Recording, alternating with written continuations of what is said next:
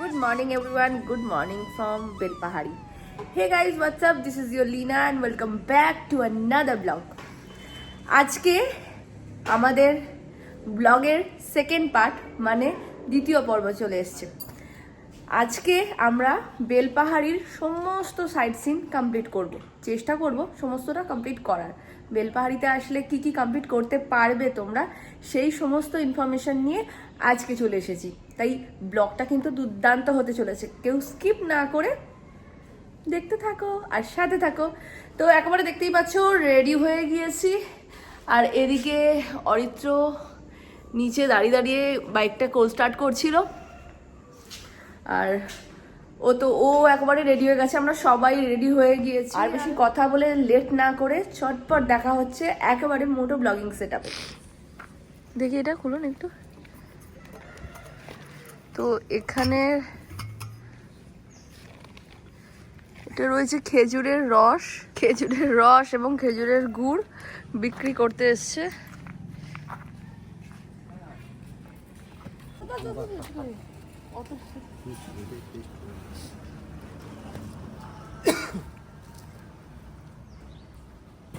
ভালো। হ্যাঁ, কিসে করে নিয়ে যাবো? বোতল হবে? বোতল হবে। তোমার ইয়া নাই কি বলে জার নাই? আজকে জার নাই, একটা নিয়ে আসো। 500 একটা। নাহলে কালকে তো আসবে। কালকে তাহলে নিয়ে নিন। কালকে যাবে? হ্যাঁ কালকে যাবে।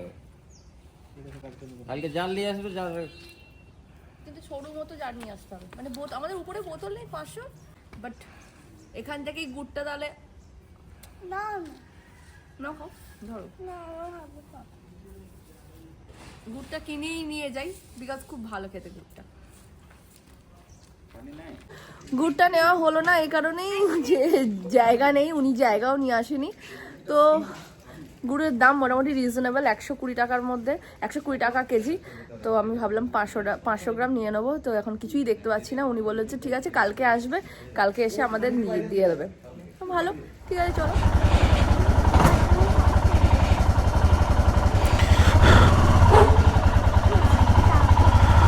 Good morning.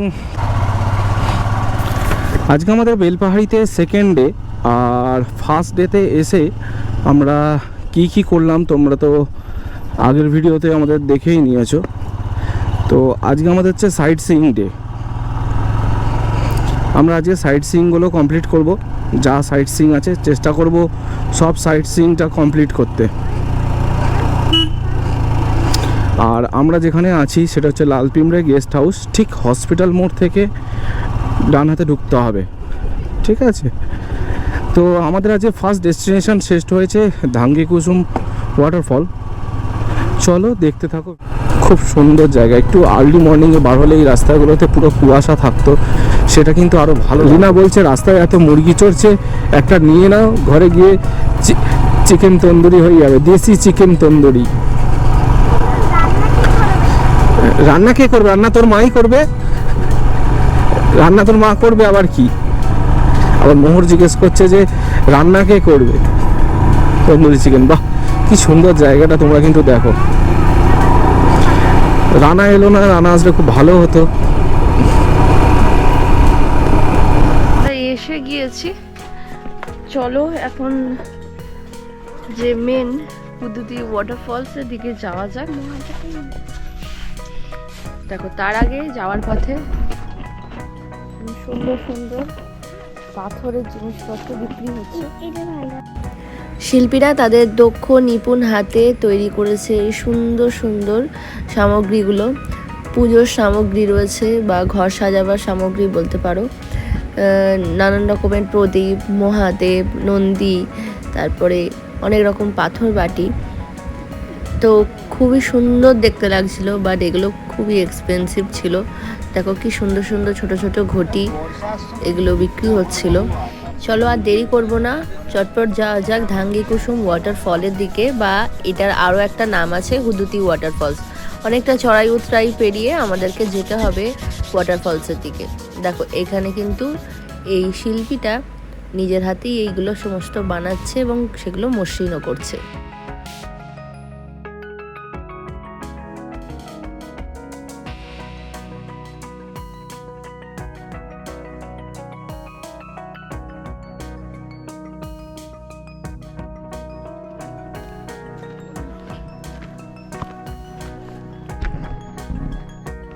রাস্তাটা জাস্ট দেখো কিরকম ভয়ানক রাস্তা।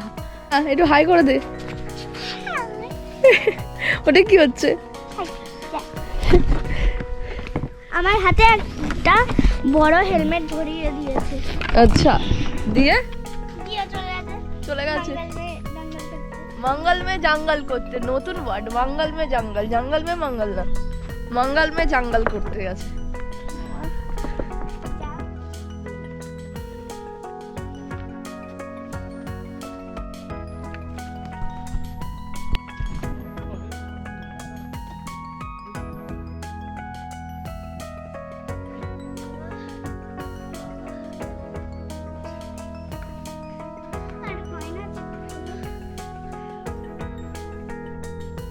ঠাকুরের কাছে এ নিয়ে যেতে নেই, জুতো পরে। এতটা শুনশান, যেতেও ভয় লাগছে, আর কেউই নেই, ফাঁকা এলাকা, পুরো ফাঁকা, আর পুরোটা জঙ্গলে ঘেরা। দেখো, আর নিচে দেখো একটা আওয়াজ আসছে আর কি। অরিত্য বলছে তোমাকে যেতে হবে না, ও যাবে। রানা যদি এই সময় আমাদের সাথে থাকতো, দে আস্তে আস্তে আসবি, হেলমেটটা যেন না কিছু হয়, যাবো দে। রানা যদি এই সময় আমাদের সাথে থাকতো তাহলে হয়তো অরিত্য আর মেয়েটা যেত না। ও নেই, কি করা যাবে, ব্যাড লাক। তো ফাইনালি চলে এসেছি ঢাঙ্গি কুসুম বা হুদুতি জলপ্রপাতে। তো দেখে নাও এক ঝলকে ভিউটা।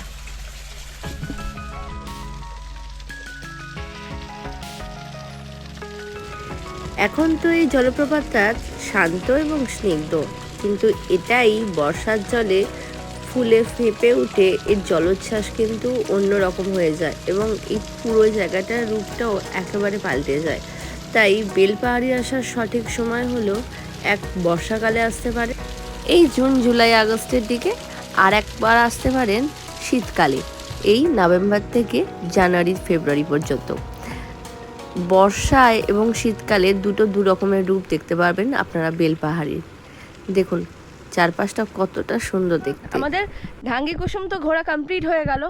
এখন চলে যাব আমাদের নেক্সট ডেস্টিনেশনের দিকে। নেক্সট ডেস্টিনেশন হচ্ছে কেতকি লেক। তো চলো দেরি না করে চটপট দেখা হচ্ছে একেবারে মোটো ব্লগিং সেটআপে। তো বন্ধুরা, কালকেরই বলেছি গোপোটা বড্ড বেশি ডিস্টার্ব করছে। তো আমরা এই মুহূর্তে যেটা আছি এটা হচ্ছে ঢাঙ্গি কুসুমের পার্কিং এরিয়া। তো এখানে তোমরা পার্কিং অনায়াসে করতে পারবে, কোনো রকম চার্জেস নেই, এন্ট্রি ফি নেই, কিছু নেই। শুধুমাত্র ওরে বাস, শুধুমাত্র এখানে উঁচু আছে বলবে তো, শুধুমাত্র এখানটা একটু নাম এন্ট্রি করতে হয়, যেহেতু নাম এন্ট্রি করতে হয়, তোমার নাম, গাড়ির নাম্বার করলেই হয়ে যাবে। ওটা গোপোটা বড্ড সমস্যা করছে, জানি না কি সমস্যা হচ্ছে। তো চলো, আমাদের ঢাঙ্গি কুসুম কমপ্লিট হয়ে গেছে। আমরা এখান থেকে বেরিয়ে নেক্সট যাচ্ছি কেতকি লেকের দিকে।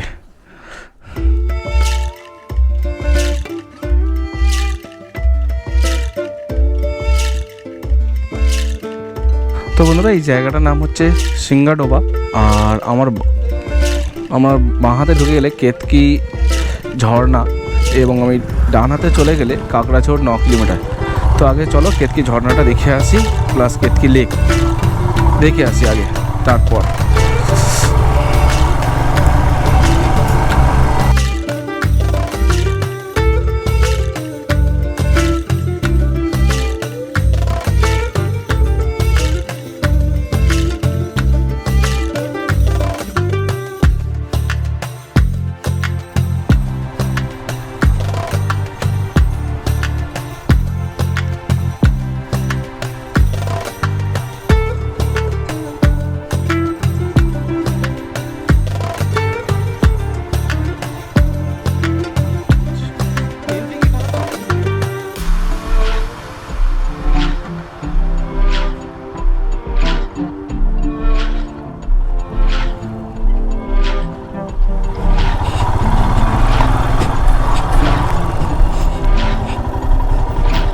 না, লেকটা তুলো।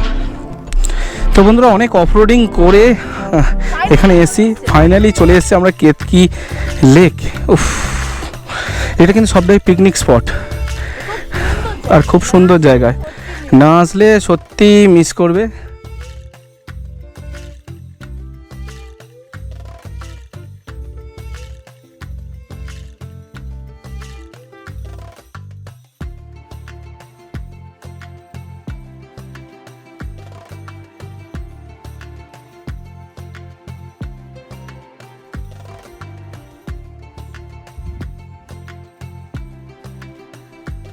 না দেখে নিলে কেতকি লেকের এমন সুন্দর একটা ভিউজ, সত্যি না আসলে মিস হয়ে যাবে। এত সুন্দর জায়গা, বর্ষাকালে তো মনে হয় আরও বেশি সুন্দর হতো। মানে এত সুন্দর কি বলবো, বলার কথা নয়, খুব ভালো লাগছে। এটা না দুর্দান্ত পিকনিক স্পট। এখন শীতকাল বলে প্রচুর লোকজন পিকনিক করছে, ওই দিকটা পিকনিক করছে, ওই দিকটা পিকনিক করছে, সব জায়গাতেই মোটামুটি পিকনিক করছে, বেশ ভালো। এখানে একটাই আমার মনে হচ্ছে যে আমার ভাইকে আমি খুব মিস করছি, খুবই মিস করছি, কারণ ও থাকলে আমাদের ট্রিপটা আরও সুন্দর হতো। বাট কি করা যাবে, ওর অফিস রয়েছে, সব কিছু রয়েছে, এই সব কিছু মিলিয়ে মিশে ও আর আসতে পারছে না। তো ওভারঅল ভিউজটা মানে চুলগুলো কেমন পাগলিদের মতো লাগছে। ওভারঅল তোমাদের কেমন লাগছে ভিডিওটা অবশ্যই কিন্তু জানিও কমেন্ট করে। দারুণ লাগছে, দারুণ দারুণ দারুণ রিফ্রেশমেন্ট লাগছে, একটা কি বলবো, খুব সুন্দর লাগছে। বন্ধুরা আমাদের কেতকি লেক দেখা তো হয়ে গেল, আমাদের ঝিলিমিলি বা তালেবেরিয়া ড্যাম। চলুন দেখতে দেখুন। আমরা তো অফরোড দিয়ে এন্ট্রি করলাম এই কেতকি লেকে। এবার যে রোডটা দিয়ে নিয়ে যাবো এটা দিয়ে 4 চাকা আসার রাস্তা। আপনারা অফরোডিং ট্রাই করতে চাইলে আমার আসার রাস্তা দিয়ে ঢুকতে পারেন, কিংবা যদি মনে করেন না তো এই রাস্তাটা দিয়েও আসতে পারেন। আর অবভিয়াসলি 4 চাকা এলে তো এটা দিয়েই আসবে। ঘড়িতে বাজে এখন 12:31 আর আমরা পৌঁছে গেছি কাকড়াঝোড়ের জঙ্গলের ভেতরে। আমরা যাচ্ছি এখন চাকাডোবা।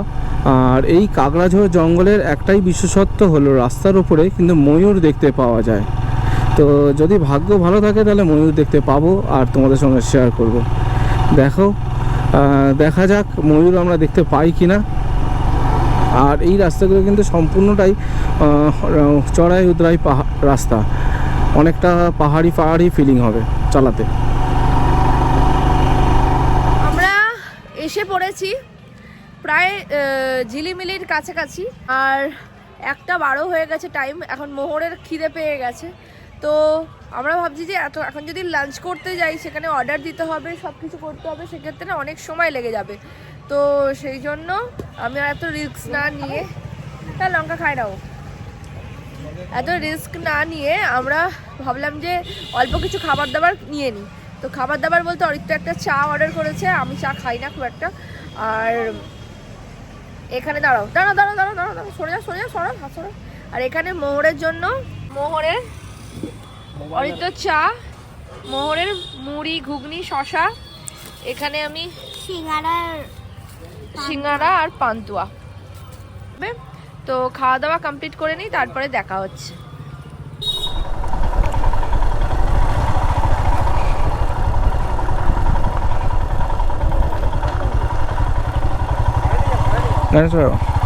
তো বন্ধুরা ঘড়িতে বাজে এখন 1:44 আর আমরা এক্ষুনি এসে পৌঁছেছি তালেবেরিয়া ড্যামের কাছাকাছি। তো গাড়ি ধরে বসো।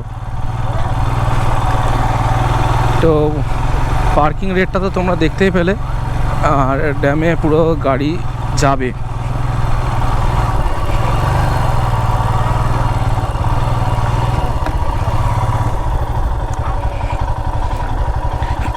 ব্যাস এই এসে পৌঁছালাম তালবেরিয়া ড্যাম। এখান থেকে কিন্তু বোটিংয়ের জায়গাটাও আছে, অনেকটা বড়। ঘড়িতে বাজে 1:46 আর আমরা ফাইনালি চলে এসেছি তালেবেরিয়া ড্যাম। এটা হচ্ছে ঝিলিমিলির মধ্যে পড়ছে। ঝিলিমিলিতে আসলে অবশ্যই তালেবেরিয়া ড্যাম তো সবাই করে, বাট আমরা বেলপাহাড়ি থেকে করছি। তো চলো দেখে নাও এক নজরে সুন্দর ভিউ তালেবেরিয়া ড্যামের।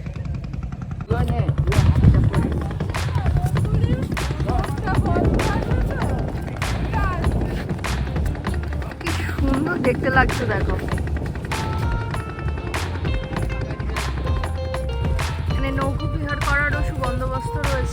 অলরেডি একটা নৌকা বিহার হচ্ছে।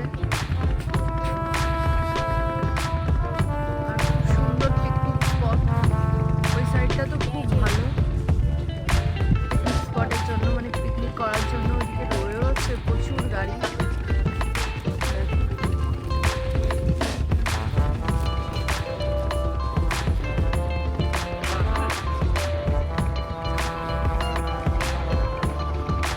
সুন্দর লাগছে।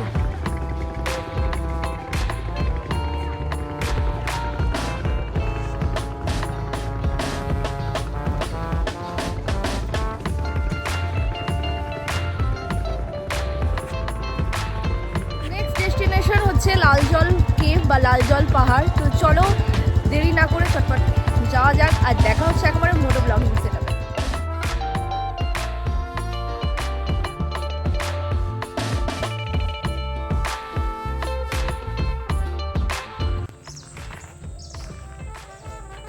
তো এসে গিয়েছি লালজল কেভে। তো চলো দেখি লালজল কেভ কেমন। তার আগে যা চড়াই, তো দেখে নাও একবার। হচ্ছে চড়াই, মানে ক্যামেরায় বোঝা যাচ্ছে না, বাট ভালোই চড়াই, কিন্তু আমাদের উঠতে হবে সেই দিকটায়। চলো যাই আগে। বিশাল উঁচু, নাকি খুব ভুল না হলে অ্যাজ পার গুগল সার্চ অনুযায়ী এর উচ্চতা প্রায় 200 মিটারের কাছাকাছি। তো পাহাড়ে উঠতে গিয়ে একটু এটা একটু বেশ ভালোই ট্রেকিং আছে।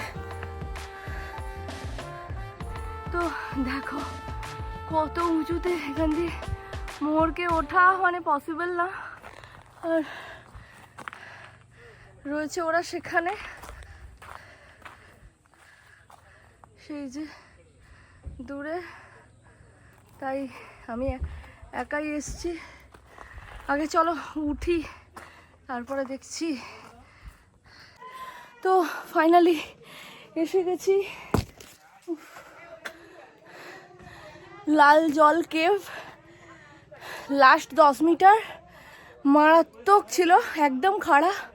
যাদের পায়ে প্রবলেম থাকবে তারা প্লিজ আসবেন না, একটাই রিকোয়েস্ট, বিকজ বেশ খারাপ। বেশ ভিডিওতে দেখিয়েছি, আমি আর একবারও দেখিয়ে দিচ্ছি। এই যে এখানটা দেখা যাচ্ছে এরকম, বাট বেশ খারাপ। এখানটা থেকে মানে ওঠার সময়টা মানে, আচ্ছা গুহাটা হচ্ছে এইটা। গুহার মধ্যে রয়েছে একটা হরিণ, গুহার মধ্যে রয়েছি আমি। ভাবা যায় যে 5000 বছরেরও আগে আদিম মানুষেরা কিন্তু এখানে থাকতো, তারই উদাহরণ। আর লাল জল কেভ মানে ভেবো না যে লাল জল কিছু পাওয়া যাবে। লাল জল এখানে তামা, মাটিতে তামার লোহার পরিমাণ বেশি থাকায় লাল জল হয়ে গেছে। মানে যখনই লাল জলটা বের হয়, তো তখনই বৃষ্টির সময় লাল জল বের হয় সব কিছু ধুয়ে ধুয়ে। তো সেই জন্যই জায়গাটার নাম লাল জল, বাট আদতেও লাল জল বলে কিছুই নেই। লাল জল কেভ শুধু জাস্ট একটা কেভ আছে, গুহা। এর ভেতরে যাওয়ার আর সাহস দেখাবো না, বিকজ আরও আমাদের জায়গাগুলো করতে হবে। তো চলো দেরি না করে যাওয়া যাক আমাদের নেক্সট ডেস্টিনেশনের দিকে। এর বাইরেও এরকম কেভ মতো রয়েছে। উপরে কি আছে দাদা? কিছুই নেই, এইরকমই বড় বড় পাহাড়, মানে পাথর দিয়ে গুহার আকার সৃষ্টি হয়েছে। এরও রয়েছে, আর উপরে যাওয়ার মতো আর কোনো ইচ্ছা নেই। চলো যাওয়া যাক। এখন এতটা রাস্তা নিচে নামতে হবে। লালজল কেভ তো দেখালাম তোমাদের সাথে। কেভ ঘোরা কমপ্লিট হয়ে গেছে, এখন সোজা নিচে যাব আমাদের নেক্সট ডেস্টিনেশনের দিকে। চলো তাহলে দেখা হচ্ছে একেবারে মোটো ব্লগিং সেটআপে। তো এখানে রয়েছে পার্কিংয়ের বন্দোবস্ত, এবং পার্কিংটা কিন্তু চার্জেবল। এত জায়গা ঘুরলাম, বাট এইখানে মানে লালজল কেভেতেই একমাত্র দেখতে পেলাম সুলভ শৌচালয়, যেটা ঠিক ওই পাটটায় রয়েছে, যেটা বেশ ভালো। কারণ যে কোনো স্পটে যেখানেই ট্যুরিস্ট যাচ্ছে অবশ্যই একটা করে সুলভ শৌচালয় না থাকলে না খুব সমস্যা হয়। অ্যাটলিস্ট ছেলেদের তো কোনো ব্যাপার না, আমাদের তো খুব প্রবলেম হয়।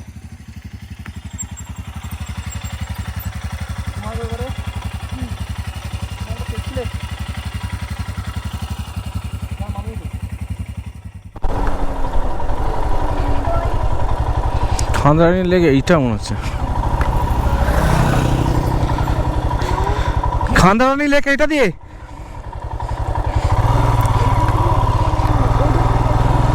তো বন্ধুরা আমরা এসে পৌঁছেছি এখন খান্দারানি লেক, ঢুকে গেলাম।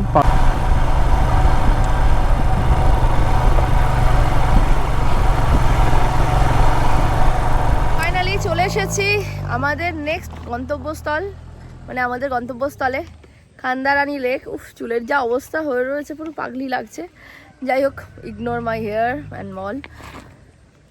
চলে এসেছি খান্দারানি লেক, দেখে নাও এক নজরে খান্দারানি লেকের সুন্দর দৃশ্য।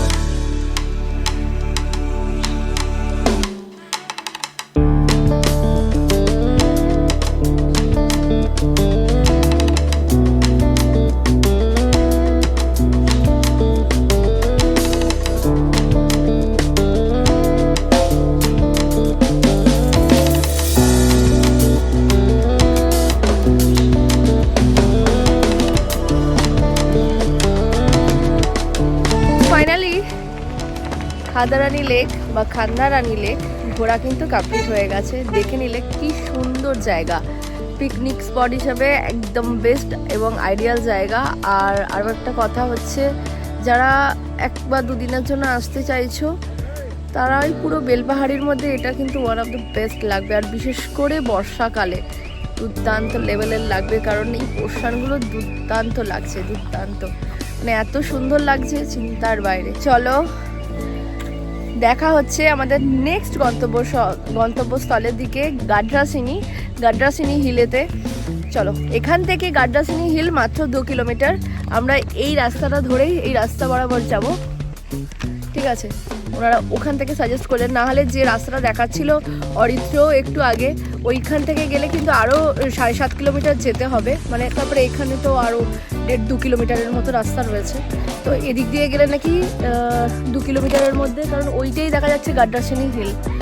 তো চলো বেশি দেরি করব না আর সময়ও নষ্ট করব না, দেখা হচ্ছে নেক্সট গন্তব্যস্থলের দিকে। আর দেখা হচ্ছে একেবারে মোটো ব্লগিং সেটআপে।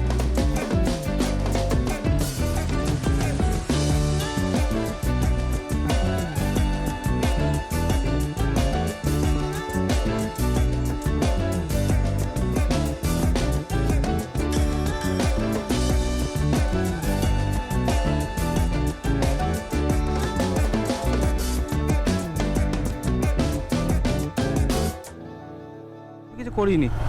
তো বন্ধুরা, খান্দারানির ড্যাম কমপ্লিট হয়ে গেছে। এবার আমরা যাব গাড্রাসিনি হিল টপ। এইটা দিয়ে গেলে শর্টকাট হয়ে যায়।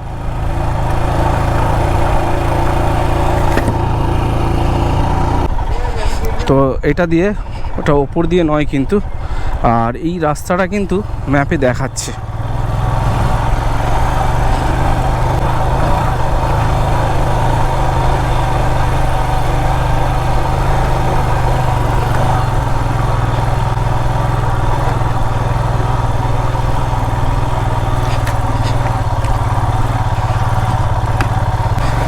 পুরো রাস্তাটাই কিন্তু অফ রোডিং।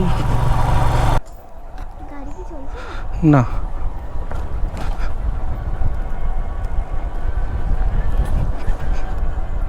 পৌঁছে গিয়েছি গাড্রাসিনি হিল। উপরে নাকি একদম হিল টপ রয়েছে, যেখান থেকে খুব সুন্দর ভিউজ আসবে। আর একটা হচ্ছে যে সামনে এখানে একটা মন্দির রয়েছে, সেটা হচ্ছে বিষ্ণু মন্দির, আর তারপরে রয়েছে দুর্গা মন্দির। তো চড়াইটা তো দেখলাম বিশাল, একটু জিজ্ঞাসা করি। অনেক দূর, অনেক উঁচুতে, মানে কি খুব খাড়াই আছে? সেই একদম টপে গিয়েছিলে তোমরা? তো মোহরকে নিয়ে তো আমি আর নিয়ে আসাইনি, কারণ এইখানে আমি রানাকে সত্যি কথা খুবভাবে মিস করছি, মানে এক্সপ্লোরার সুমনকে। ও থাকলে আমি দুজনে মিলে চলে যাই, বাট ও আজকে নেই। Missing you bro, missing you. আর এখানে বেশ খাড়াই রয়েছে, তো চলো দেখি যাওয়া যায়, কত দূর যেতে পারি।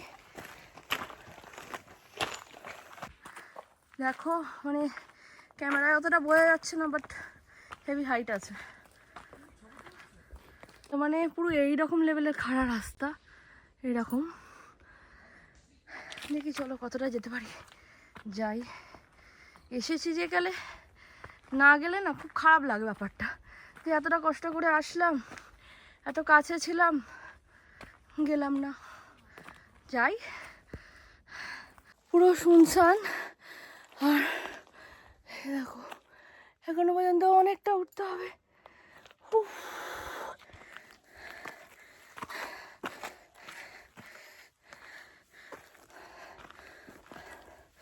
বাপরে বাপ, হেভি খাড়া। তারও আগে উঠি, তারপর কথা বলছি। এসে বসে পড়েছি এই বাসুদেবজির টেম্পেলে। এটা ফার্স্ট না, এটা হচ্ছে ফার্স্ট টেম্পল।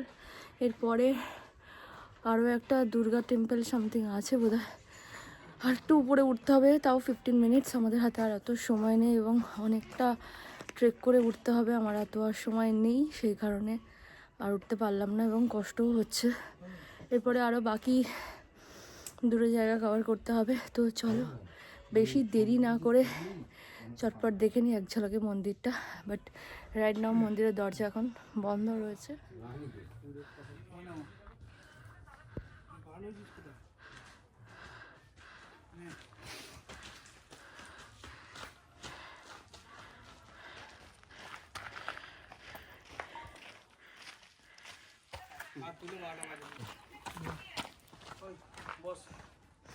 এইদিকে হচ্ছে আরো একটা টেম্পল যাওয়ার রাস্তা।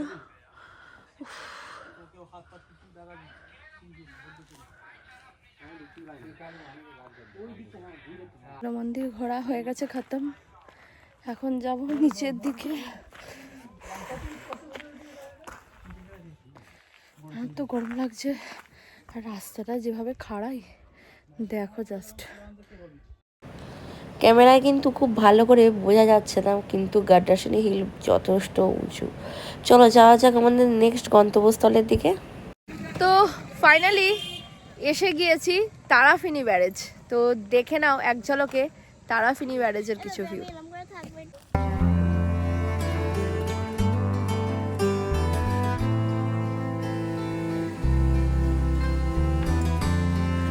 সূর্যাস্তের সময় তারাফিনি ব্যারেজের ভিউটা দুর্দান্ত লাগছে।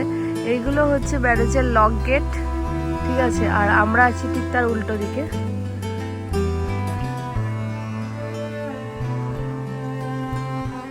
খুব সুন্দর দেখতে তারাফিনি ব্যারেজ, মানে ভালো লাগবে দেখলে, আসলে আর কি।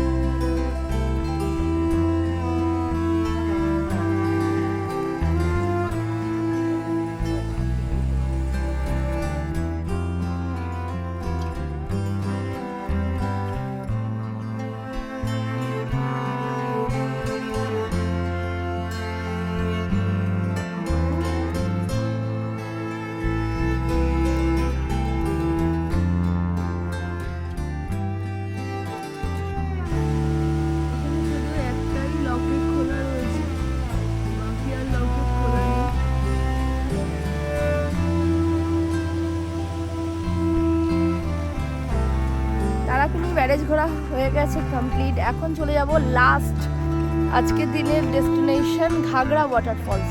তো চলো দেরি না করে, সূর্যাস্ত প্রায় হয়েতেই চলেছে, 4:45 বাজে, সরি 4:45 বাজে।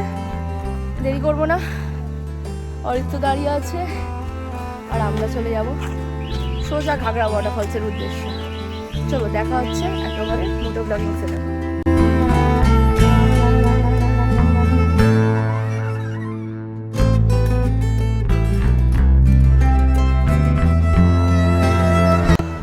এসে গিয়েছি লাস্ট, অ্যান্ড এটা আমাদের লিস্টে না, মানে ছিল না, ভাবলাম কি কালকে করব, কালকে হবে, ভাবলাম না সময় আছে করেই নি, কারণ আজকে এটা কমপ্লিট করে নিলে সুবিধাই হবে।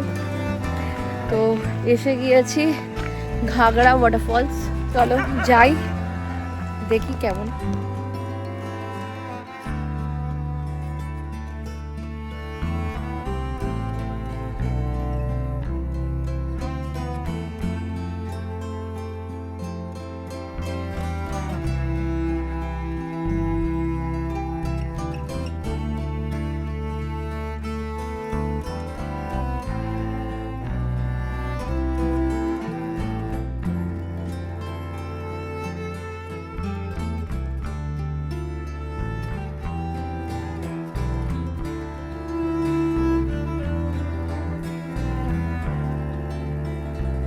ছোট্ট ইনফরমেশন এটাই যে এখানে স্ট্রিক্টলি লেখা আছে যে নামাটা টোটালি বারণ। তার একটাই কারণ, এখানে না প্রচুর মন্থকূপের সৃষ্টি হয়েছে। মন্থকূপ মানে যে সমস্ত শিলাগুলো নরম থাকে, জলের স্রোতে বয়ে যাওয়ার সময় ক্ষয়কার্যের ফলে কূপের মতো সৃষ্টি হয়েছে, মানে সেই জায়গাগুলোকে ক্ষয়ে যায়, এবং ক্ষয়ে যাওয়ার ফলে না মন্থকূপ সৃষ্টি হয়েছে। আমি আপনাদের দেখাচ্ছি যে মন্থকূপগুলোর কথা বলছিলাম না, সেগুলো হচ্ছে এই রকম কিন্তু ওই জলের নিচেও রয়েছে আর কি, ওই জলের নিচেতেও। তাই এরকম লাল রঙের ব্যারিকেড দেওয়া ছিল, আর দড়িও টাঙানো রয়েছে। ওইখানে গার্ডেরা সবাইকে উঠিয়েও দিচ্ছে। বিশেষ করে বর্ষাকালের সময় এইটা পুরোটা বেশ ভর্তি হয়ে যায়। এখন তো জল শীতকাল বলে কম রয়েছে, তো সেই জন্যই মন্থকূপে স্রোত আর জলের তো স্রোত রয়েছে, স্রোতের মধ্যে পড়ে গিয়ে বর্ষার সময় রিসেন্ট ঘটনা, একজন তো মারাও গিয়েছে, এটা শুনেছি আমি। তাই আসলে সবাইকে বলবো উপর থেকেই দেখুন, প্লিজ নিচে নেমে স্নান করার চেষ্টা করবেন না। মানে যদি না গাইডেন্স থাকে, যদি না কোনো রকম অভিজ্ঞতা থাকে, তাহলে প্লিজ নামবেন না। এটাই একটা ছোট্ট মেসেজ দেওয়ার ছিল। এই যে মন্থকূপগুলোর কথা বলছিলাম, এই হচ্ছে সেই মন্থকূপগুলো, বেশ কিন্তু গভীর আছে। ঠিক আছে, কেমন লাগলো আমাদের বেলপাহাড়ির এই ভ্রমণটা, কেমন লাগলো এই সাইট সিনগুলো জানাতে কিন্তু ভুলবেন না। ভালো লাগলে অবশ্যই ভিডিওটাকে লাইক করবেন, শেয়ার করবেন, আর এই ধরনের নিত্য নতুন ভিডিওর জন্য আমাদের চ্যানেলটা সাবস্ক্রাইব করে দেবেন। চলুন এখন যাই সোজা। হ্যাঁ, গুড ইভিনিং এভরিওয়ান। তো আমরা ফিরে এসেছি জাস্ট কিছুক্ষণ আগেই, আর আসার সময় ভাবলাম যে কি করব, কিছু তো খেতে হবে, কেননা একেবারে এখন যদি ডিনার করে নিই তাহলে কিন্তু আর মানে আবার ফের রাত্রেবেলা খিদে পেয়ে যাবে। তো সে কারণে একটা ছোট্ট টিফিন করা হচ্ছে। তো দেখে নাও আজকে টিফিনে কি কি আছে। রয়েছে এখানে চিকেন পকোড়া, এটা হচ্ছে 100 গ্রামের দাম 40 টাকা, আর এগুলো 10 টাকা পিসের চিকেন পকোড়া, স্যালাড, সস, আর রয়েছে 3 গ্লাস কফি। আর এই যে বসে পড়েছে, এও একদম রেডি, খাওয়া দাওয়া শুরু করে দিয়েছে। সারাদিন কিছু খাওয়া হয়নি সেইভাবে, মানে মুড়ি টুড়ি খেয়েই কাজ চালিয়ে দিয়েছিলাম। রাত্রেবেলা একটু জমিয়ে ডিনার করব, কোথায় ডিনার করব সেই সব কিছু জানাবো তোমাদেরকে।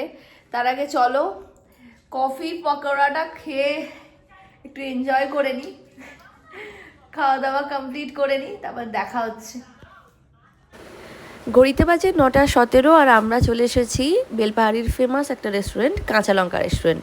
বেলপাহাড়িতে আসলে কম বেশি সবাই এখানে খেয়ে থাকবে। তাহলে চলো ভেতরে যাওয়া যাক। অ্যাম্বিয়েন্সটা কিন্তু বেশ সুন্দর, খুব বেশি কথা বলতে পারছি না, তার কারণ গান চলছে এবং কপিরাইট এসে যাবে। তো সেই কারণে আমি বাইরে থেকেই ভয়েসগুলো দিচ্ছি। ওভারঅল হোটেলটা তোমরা একটু দেখো। ছোট্টখাট্ট রেস্টুরেন্ট হলে কি হবে, এর খাবার দাবারের কোয়ালিটি কিন্তু মারাত্মক, মানে আমি আগে থেকে যেটা শুনেছি। তাহলে চলো দেখে নেওয়া যাক আজকের আমাদের মেনুতে কি কি আছে। এত রকম খাবার দেখে আমরা তো একেবারেই অবাক হয়ে গিয়েছিলাম। মানে বলতে গেলে চলে জামাই আদরের মতো খাবার দাবার দেওয়া হয়েছিল আমাদেরকে। এত খাবার একজনের পক্ষে খাওয়া একেবারে পসিবল নয়, কারণ একটা থালি নিয়ে ডাবল করে খাওয়াটা আমার মতে বেস্ট লেগেছিল। কারণ আমরা এই এত খাবার হাফ টাইম খেতেই পারিনি, এত কষ্ট হয়েছিল, মানে খুব কষ্টে সৃষ্টে খেয়েছিলাম। বিকজ অফ ওদেরকে আমরা রিকোয়েস্ট করে খাবারগুলো বানিয়েছিলাম, সেই কারণেই। ডিনারের মেনুতে কী কী ছিল সেগুলো একটু দেখিয়ে দিই। রয়েছে ভাত, একটা স্যালাড করা ছিল, যেটা কাঁচা লঙ্কা, পেঁয়াজ, টমেটো দিয়েছিল। ছিল মুসুরির ডাল, পেঁয়াজ কলি ভাজা, পেঁয়াজ দিয়ে আলু ভাতের মাখা বা আলু ভর্তা, বেগুন ভর্তা, আলু পোস্ত, আর ছিল পুঁই শাক দিয়ে ওল দিয়ে ঘন্ট একটা, আর ছিল চাটনি, পাঁপড় আর টক দই, আর ছিল গোলাপ জামুন। আমরা এখানে চিকেন থালি নিয়েছিলাম, তাই চিকেনটা ছিল ম্যান্ডেটরি। চিকেনটা বাদ দিয়ে যেগুলো দেখালাম সেগুলো তো সবসময় পেয়ে যাবেন, আর সাথে চিকেন অথবা ফিশ অ্যাড করতে পারেন। মেনু কার্ডটা অ্যাড করে দিলাম, চাইলে ভিডিও পজ করে স্ক্রিনশট নিয়ে রাখতে পারেন আর প্রাইসগুলো জেনে নিতে পারেন। তো একটা কথা বলার জন্য আমি ভিডিওটা অন করলাম, ভাবলাম ভয়েসটা দেবো না বিকজ অফ গান চলছে, গান চললে কপিরাইট চলে আসবে। তো সেটা হচ্ছে যে শুধুমাত্র শুনেছিলাম যে কাঁচা লঙ্কা খুব ভালো একটা রেস্টুরেন্ট এবং সবাই খুব ভালো রিভিউ দেয় খাবার ব্যাপারে।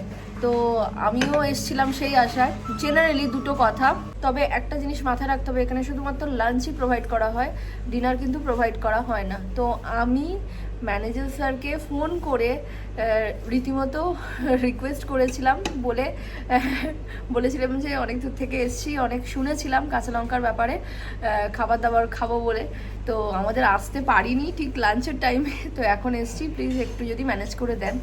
তো শুধুমাত্র ওনাদের যে লাঞ্চই ভালো না, ওনাদের ব্যবহারটাও আমাকে আপ্লুত করে দিয়েছে। আমরা 2টো প্লেট অর্ডার করেছিলাম বিকজ মোহর হাফ খায়, খেতে পারে না। তো দাদা এসে আমাকে নিচে থেকে এক্সট্রা করে প্লেটে ভাত দিয়ে গিয়েছে, কারণ আমার মোহর মোটামুটি শেয়ারেবলই খাবার খাই, খুব বেশি খাবার খাওয়ার প্রয়োজন পড়ে না।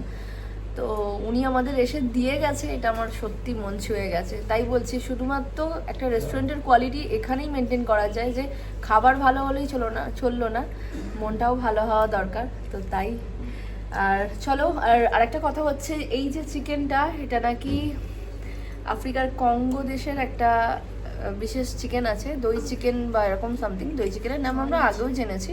তো এটা ধনিয়া পাতা, দই দিয়ে বানানো একটা চিকেন কারি স্পেশাল। তো এবং আমরা সেটা টেস্ট করে দেখবো কেমন খেতে, এবং অবশ্যই রিভিউটা দেবো। ঠিক আছে, চলো খাওয়া দাওয়া টেস্ট করে নিই, তারপর তোমাদের সাথে কথা হচ্ছে। খাওয়া দাওয়া হয়ে গেছে, ফুল কমপ্লিট। তো যথারীতি যা বললাম, খাওয়া দাওয়া নিয়ে তো কোনো কথাই হবে না। আর ওনাদের ওই অথেন্টিক দই চিকেনের যে ডিশটা রয়েছে, ডেফিনেটলি ট্রাই করো। আমার ভালো লেগেছে, মানে একটু বলতেই পারো, কেননা সব জিনিসকে ভালো বলার মতো ভালো মানসিকতা আমার নেই। আমি সব জিনিসকে একটু খুঁটিয়ে বলি, তো অনেকে বলবে খুঁত ধরছে, তো না, ডেফিনেটলি খুবই ভালো খেতে দই চিকেনটা। আর দাদার ব্যবহার সত্যি মন ছুঁয়ে গেছে। মানে আমরা খেতে পারিনি, লাস্টে আমি ভাবলাম যে ফেলে দেবো না, কারণ ওরা অনেক কষ্ট করে বানিয়েছে। এই সময় ওরা অর্ডার নেয় না, তাই অর্ডার নেয় না, বাট আমি খুব রিকোয়েস্ট করেছিলাম বলে সেই জন্য অর্ডারটা নিয়েছে। আর দুপুরবেলা যদি খুব ভালো খাবার দাবার খেতে চাও, অবশ্যই কিন্তু দুপুরবেলা আসো। দুপুরবেলার লাঞ্চটাই এদের স্পেশালিটি। দুপুরবেলা না আসলে কিন্তু খাবার দাবার খুব একটা মানে ওনাদের করতে কষ্ট হয়, কারণ বিকজ সারাদিনের ব্যাপার থাকে, ওটা সারাদিন ধরে লাঞ্চ প্রোভাইড করে। রাত্রিবেলা জোর করেছিলাম বলেই করেছে। তো তোমরাও আসলে যদি এরকম আবদার করো আর দাদারা যদি রাখে, তো সোনায় সুহাগা এরকম একটা ব্যাপার। হোটেলে দাদা, ওখানে যিনি ওনার বিধানদা, একটা সুন্দর গল্পের বই উপহার দিয়েছেন মোহরকে। মানে এর থেকে বড় পাওনা হয়তো আর কিছু হতে পারে না। মানে সত্যি মন ছুঁয়ে গেছে ওনাদের ব্যবহার। মানে এতদিন শুধু নামই শুনে এসেছি যে ভালো রেস্টুরেন্ট, মোটামুটি ভালো, সবাই বলেছে। মানে এইগুলো না আমাদের এই ব্লগার লাইফে হয়তো বলবে যে ব্লগার না, মানে দাদার সাথে কথা বলতে মনেই হয়নি যে আমরা যে নতুন কোনো মানুষ বা কিছু একদম অচেনা কোনো মানুষ দাদার সাথে কথা বলতে বলো সে কথাটা, তাই না? এই কথাগুলো একদম মনেই হয়নি। ইভেন মোহরকে পর্যন্ত এত ভালোবাসছিল, তাই না বলো? আমার সত্যি খুব ভালো লেগেছে, এত ভালো লেগেছে ভাষায় প্রকাশ করার মতো নয়। আমার ডান পাশে দাঁড়িয়ে থাকা সেই মহান মানুষটি বিধানদা, যার ব্যবহারে আমি সত্যিই খুব আপ্লুত। আর বাঁদিকে রয়েছে কর্মকর্তা, শেফ কাম ম্যানেজার। আজকের মতো ভিডিওটা এখানেই এন্ড করছি। দেখা হচ্ছে নতুন এপিসোড নিয়ে। সবাই সাথে থেকো। Good night.